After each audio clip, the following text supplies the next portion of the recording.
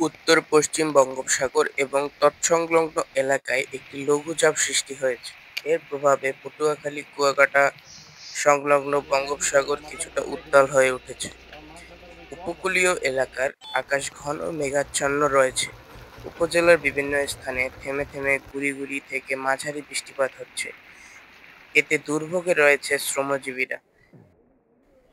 এদিকে বাতাসের চাপ কিছুটা বেড়েছে। উপকূলীয় এলাকা দিয়ে যেকোনো সময় ঝড়ো হাওয়া বয়ে যেতে পারে। তাই পটুয়াখালী, কলাপাড়া, পায়রা সহ দেশের সব সমুদ্র বন্দরকে ৩ নম্বর স্থায়ী সতর্ক সংকেত দেখিয়ে যেতে বলেছে আবহাওয়া অফিস। সকল মাছ ধরার ট্রলার সমূহকে উপকূলের কাছাকাছি থেকে সাবধানে চলাচল করতে বলা হয়েছে। মহিপুর মৎস্য আড়ত সমবায় মালিক সমিতির সভাপতি মোহাম্মদ দিদার উদ্দিন আহমেদ মাসুম বলেন, সকল মাছ ধরা ট্রলার নিরাপদে আশ্রয় নেওয়ার জন্য বলা হয়েছে। সত্যই রে।